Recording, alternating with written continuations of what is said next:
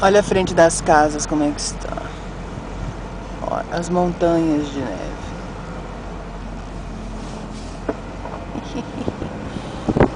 Aqui, ó.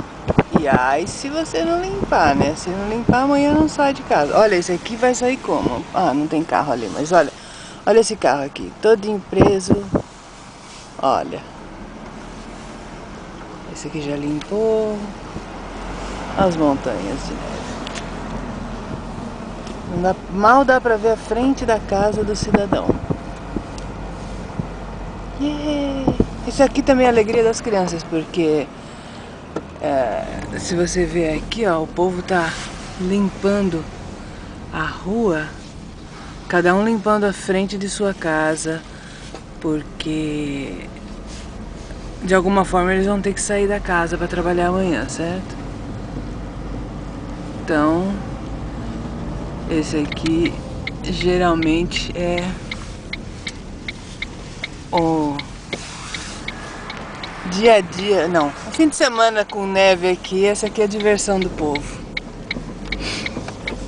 Morram de inveja, vocês aí com esse sol insuportável, esse calor, e a gente aqui nesse friozinho gostoso. Olha só que beleza. Fala pra mim se vocês não querem estar aqui agora curtindo esse friozinho. Com uma cervejinha na mão. Olha a senhora aqui, coitadinha. Dale, senhora. Cute. Esse cara aqui é mais moderninho, por exemplo. Ele tem uma maquininha aqui, ó. E ele vai limpando com a máquina. Olha.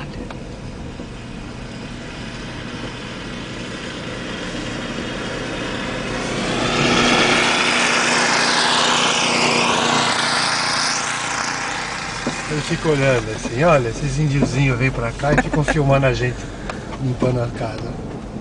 Olha aí, esse aqui. Tá raspando o cara com a pá. Perdeu o humor.